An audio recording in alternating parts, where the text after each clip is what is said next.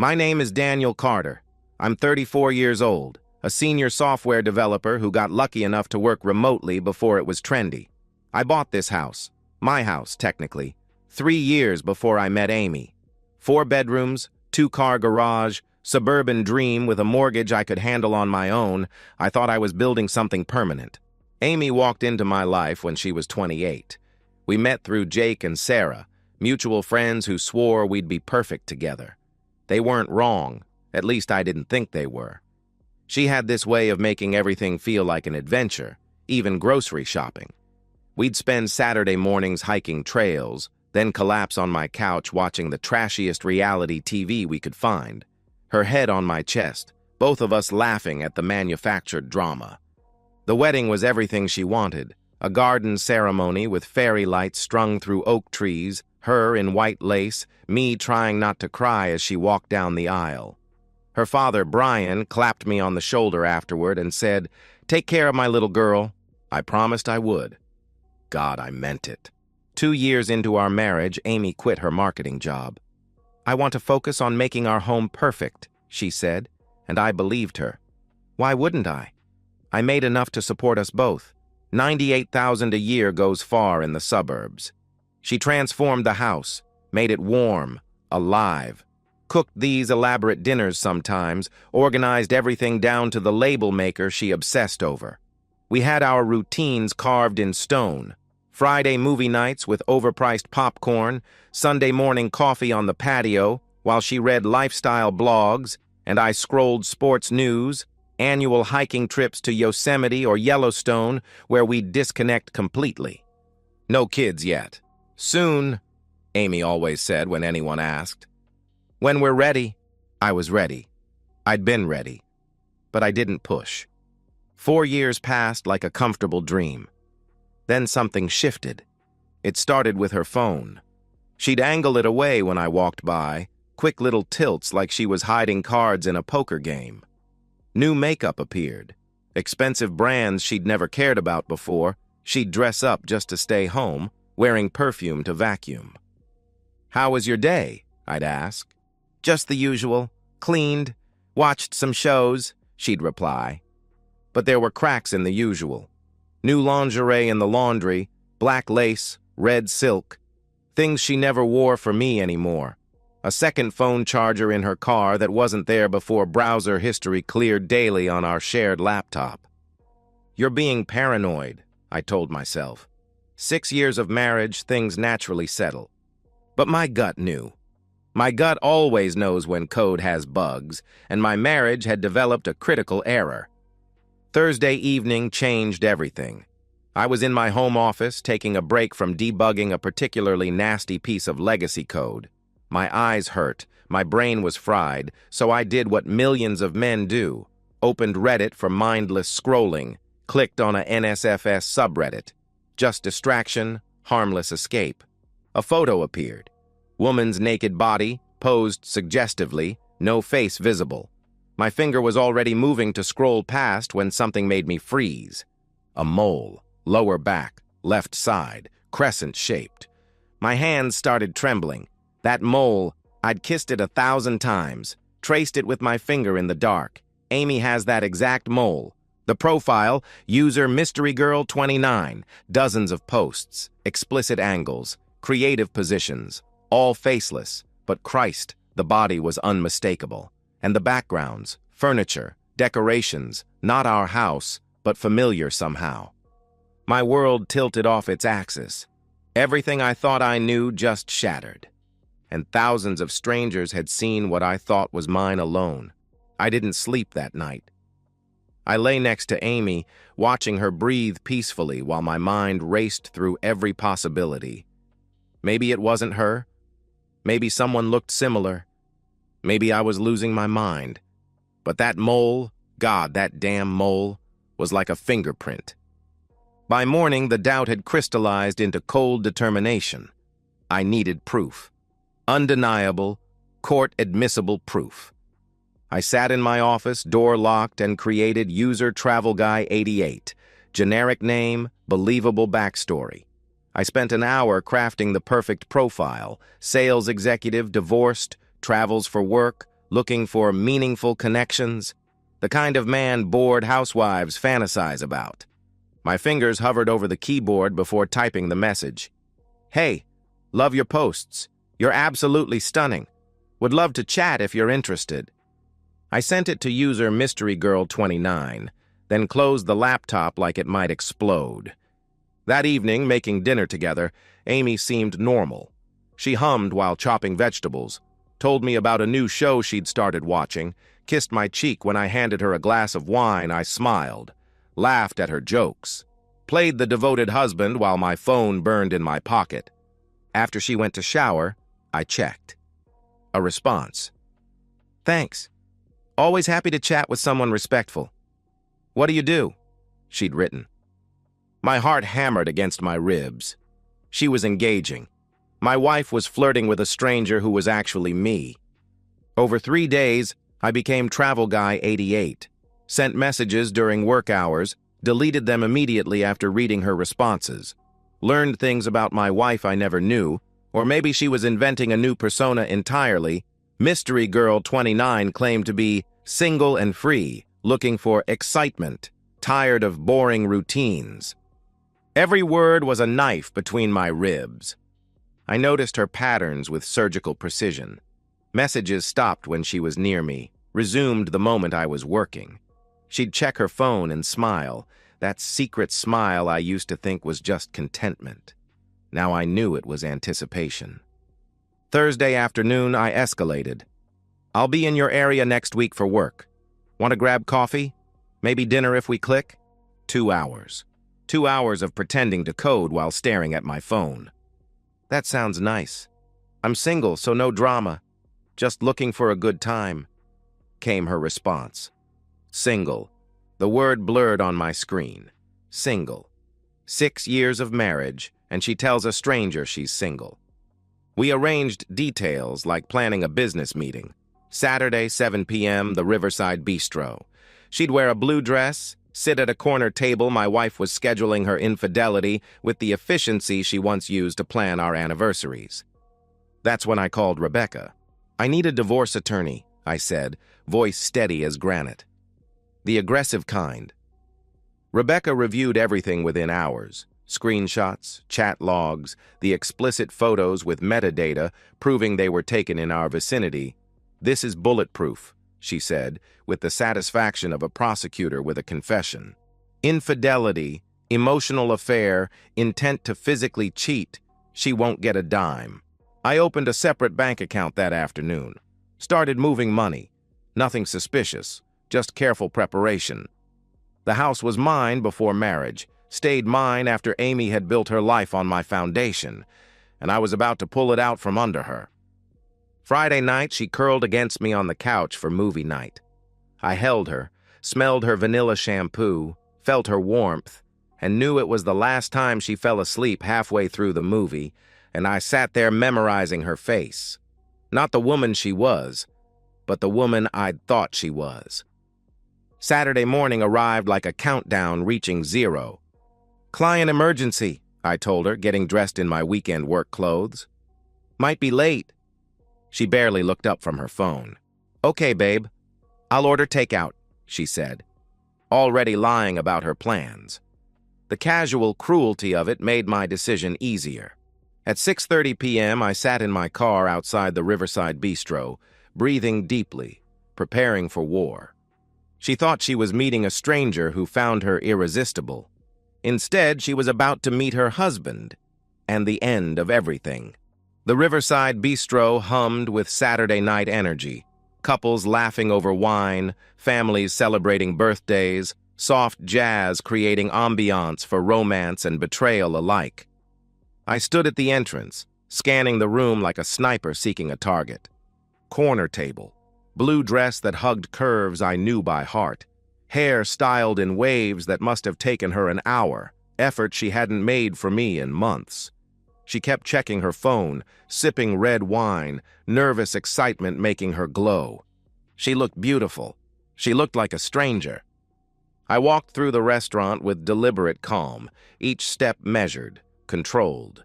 Pulled out the chair across from her, sat down.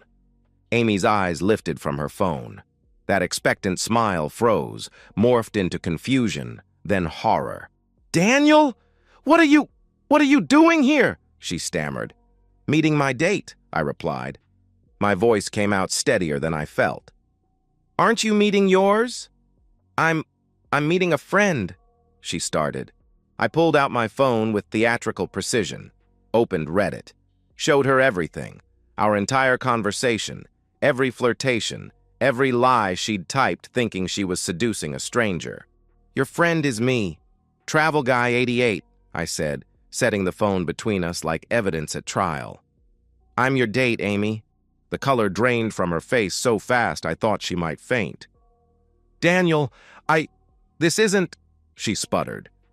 "You told me you're single," I continued, each word deliberate, controlled.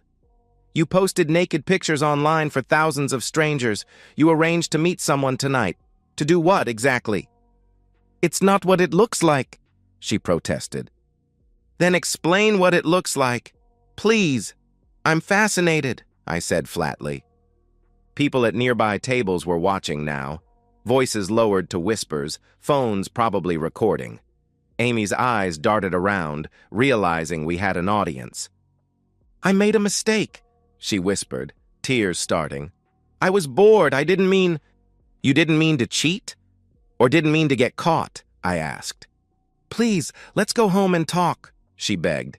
"There is no home for you anymore," I announced, standing and letting my height advantage make the point.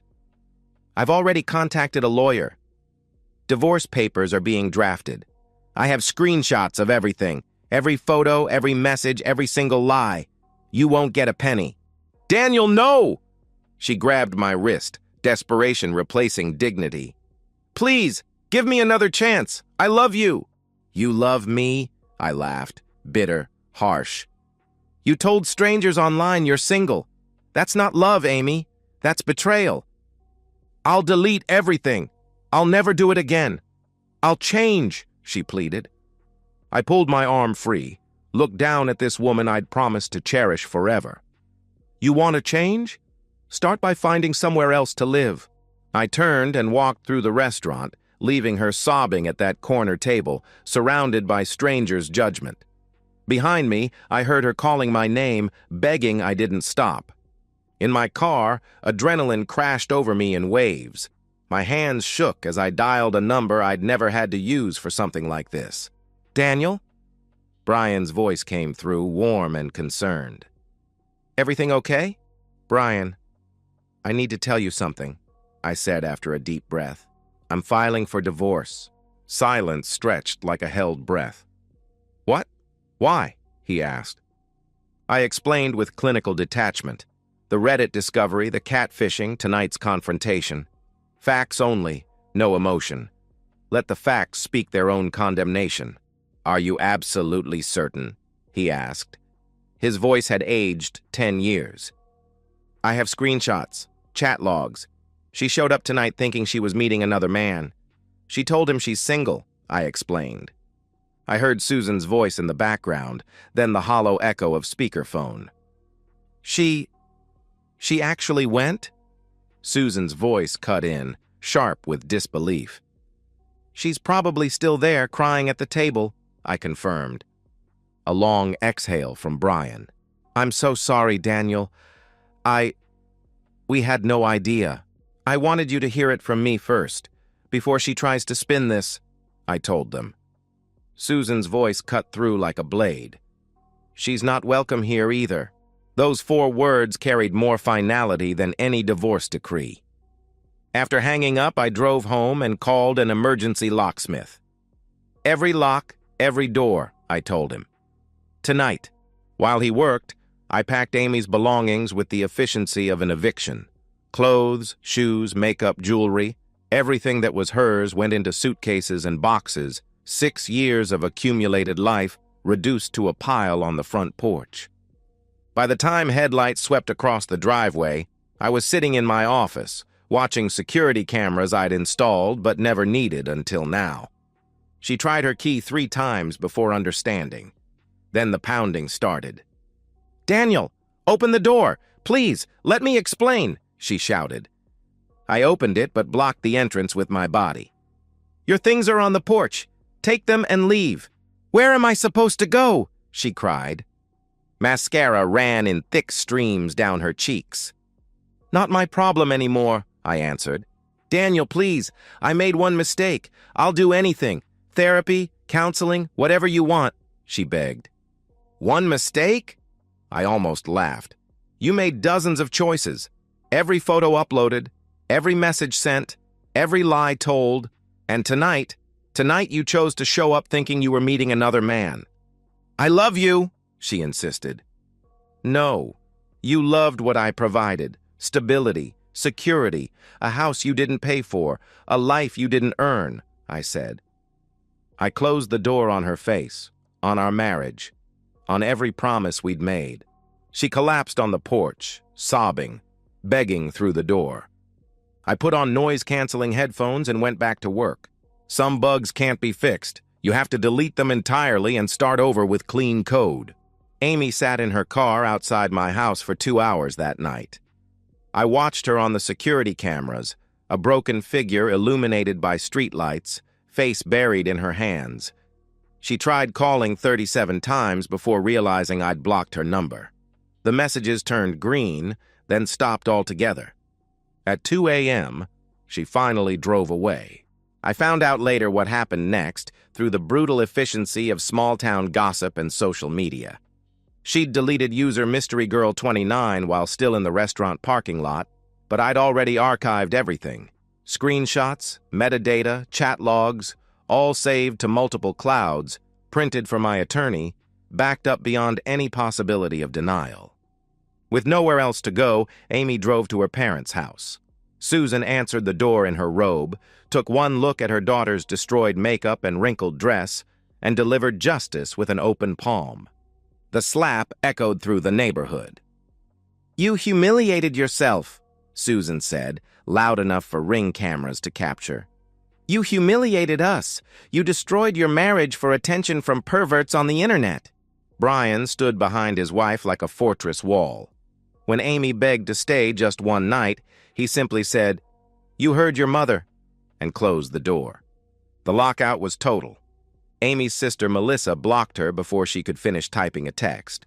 Her college friends, Jennifer, Katie, Sophia, all blocked her within hours.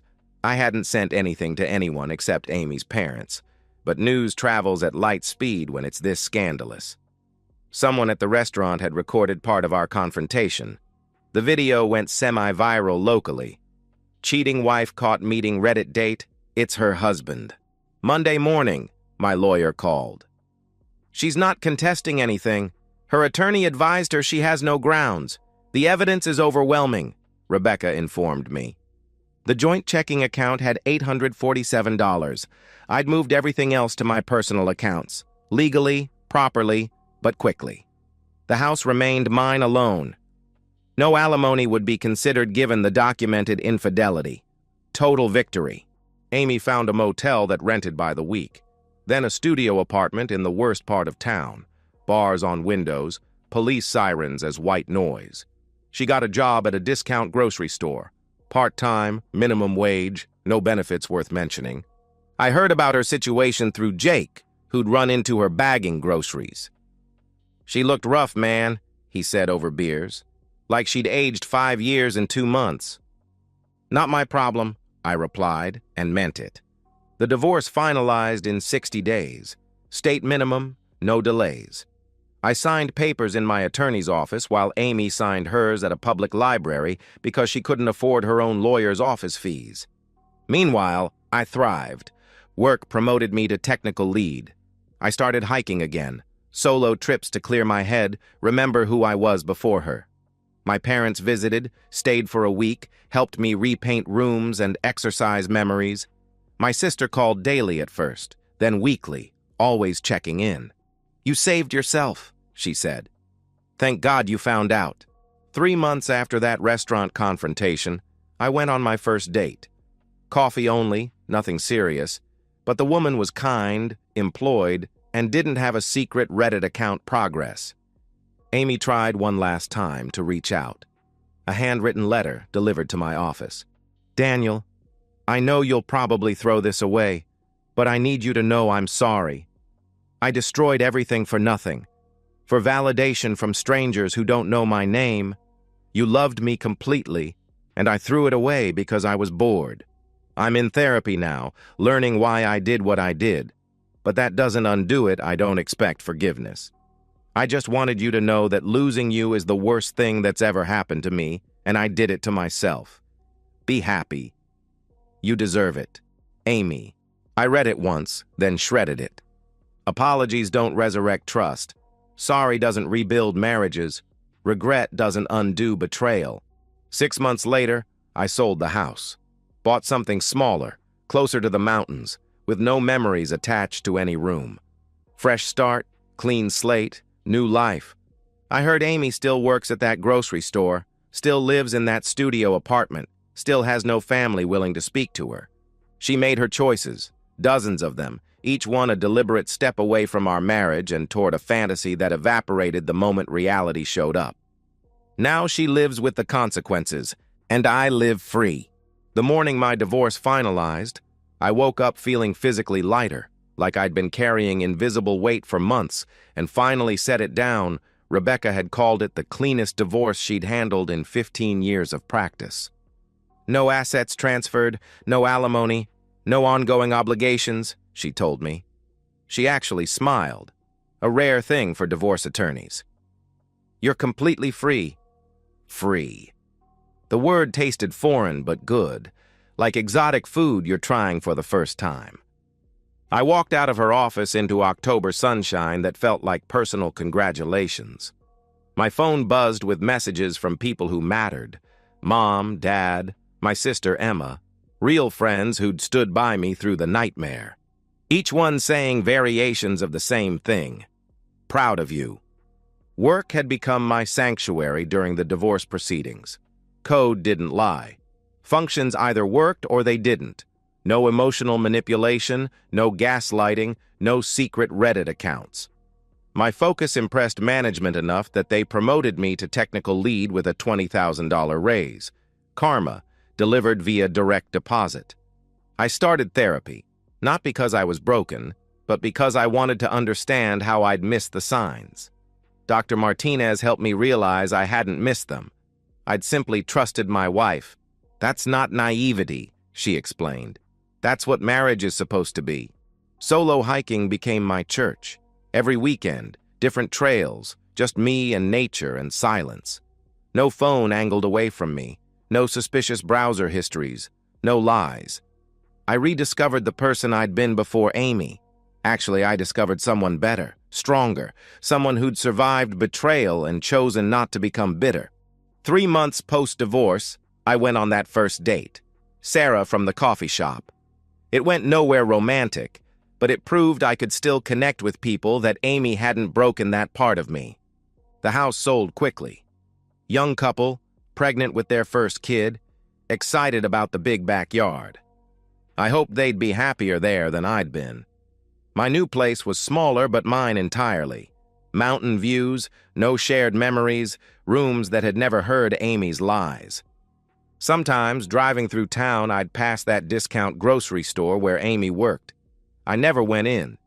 That chapter was closed, the book burned, the library demolished. But I heard things. Small town, big gossip. Amy still worked there, 4-hour shifts, aching feet, polyester uniform. Still lived in that studio apartment with bars on the windows. Her parents hadn't spoken to her in 6 months. Her sister had gotten engaged and didn't invite Amy to the wedding. Complete exile from everyone who'd once loved her. Jake saw her once, bagging groceries with mechanical precision, and said she looked like a ghost of herself. Empty eyes, man. Like she was just existing, he told me. Existing. Not living. The difference matters. One evening, 6 months after everything ended, I sat on my new deck, watching the sunset paint the mountains gold. My phone rang, Emma, calling to plan Mom's birthday dinner. "You sound good," she said. "Happy." "I am," I replied and meant it. "Thank God you found out when you did. Imagine if you'd had kids with her," she added. I had imagined it. Many times. The thought always led to gratitude for dodging that bullet. After we hung up, I sat in comfortable silence, bourbon in hand, peace in heart. Somewhere across town, Amy was probably returning to her studio apartment, heating up ramen, scrolling through her phone with no secret Reddit account to check, no messages from strangers telling her she was beautiful, no husband to betray. She'd traded everything real for digital validation, exchanged a life for likes, destroyed a marriage for the masturbatory fantasy of strangers who didn't know her name. Now she had exactly what she'd earned. Nothing. And I had what I'd always deserved. Freedom. The sun disappeared behind the mountains. I went inside my house, and closed the door on the past. Some stories end with reconciliation, some with forgiveness. This one ends with justice, and that's exactly how it should be. And that's the end of today's story. If you enjoyed it, please give this video a thumbs up and drop a comment below. Your support helps the algorithm push my content further. If you're new to the channel, don't forget to hit that subscribe button. It really helps me keep creating more stories for you. Thanks for watching, and I'll see you in the next one.